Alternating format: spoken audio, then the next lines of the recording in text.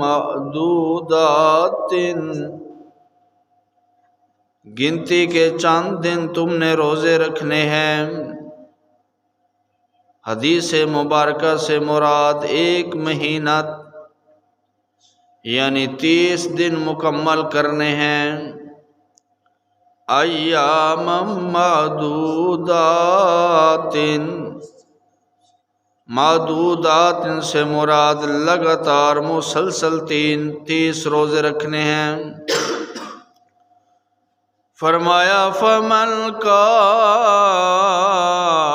منکم مریضا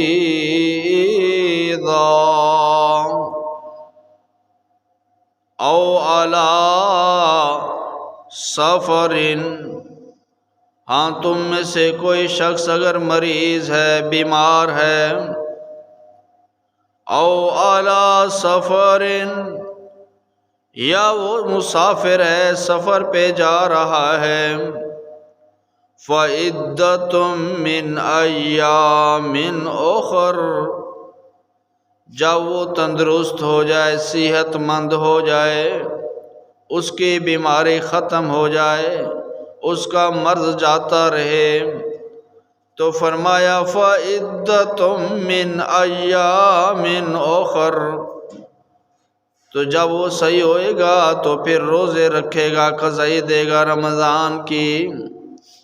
رمضان کے مہینے کی روزے کی اتنی فرضیات، اتنی ضروری ہیں روزے۔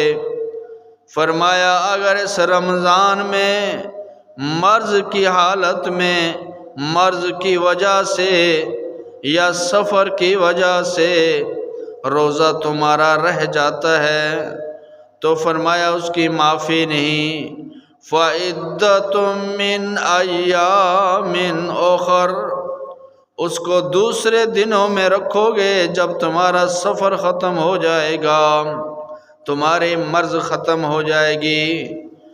لیکن ایسے مریض جو دائمی مریض ہیں، شوگر کے مریض، بلڈ پریشر کے مریض، کینسر کے مریض، ایسے مریض جو مستقل مرض میں مبتلا ہیں، انہوں نے ہر وقت میڈیسن کھانی ہوتی ہے، یا ایسے بزرگ والدین جو ضعیف العمر کو پہنچ چکے ہیں، جو روزہ رکھ نہیں سکتے، وہ بھی ایک مرض میں مبتلا ہیں۔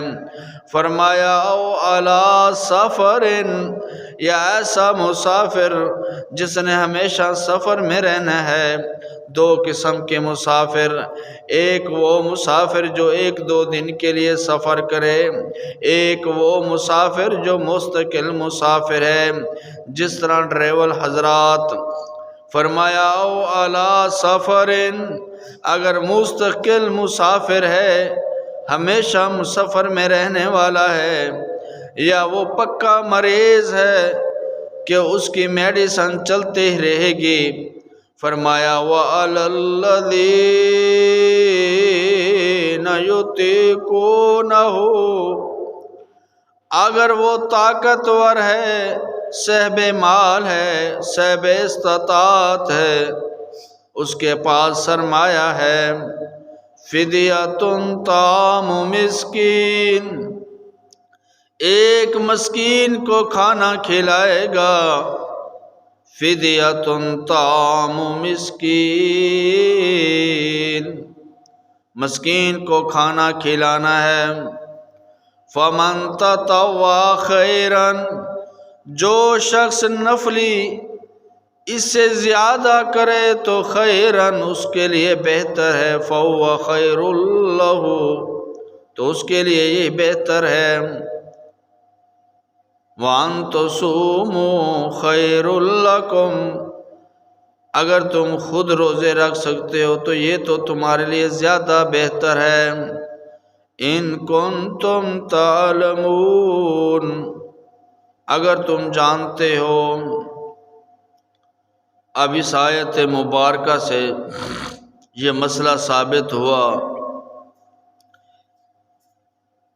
کہ جو شخص مریض ہیں یا مسافر ہیں، مریض 2 قسم کے، مستقل مریض یا رمضان کے مہینے میں 1-2 دن 4 دن کے لیے ایک شخص مریض ہو گیا، اب جو عارضی مریض ہیں وہ تو قضائی دیں گے۔ اسی طرح اب مریض میں کتنے لوگ آتے ہیں؟ ایک شوگر کا مریض ہے، بلڈ پریشر کا مریض ہے، انتہائی ضعیف العمر شخص ہے، اور اسی طرح مریض میں حاملہ عورت بھی ہے، اس کے بچے کا مسئلہ ہے۔ اگر وہ روزے رکھتی ہے تو بچہ اس کا کمزور ہوتا ہے، ہر وقت اسے کچھ نہ کچھ کھانا پڑتا ہے، اور اسی طرح حاملہ عورت کے علاوہ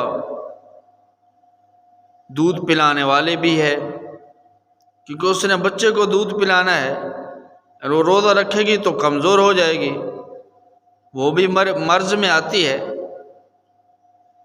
یعنی اگر اس نے وہ حاملہ ہے تو جب وضع حمل ہو جائے گا، تندرست ہو جائے گی، ٹھیک ہو جائے گی، تو اس وقت وہ قضائی دے گی۔ اگر وہ دودھ پلا رہی ہے تو جس وقت وہ دودھ چھڑوائے گی تو اس وقت وہ رکھ لے گی۔ لیکن اگر اسی طرح معمول اس کا چلتا رہتا ہے تو کہ وہ رکھ نہیں سکتی، تو پھر وہ ایک مسکین کو کھانا کھلائے گی، فدیہ دے گی۔ اسی طرح پکا مسافر جو ہے وہ بھی فدیہ دے گا۔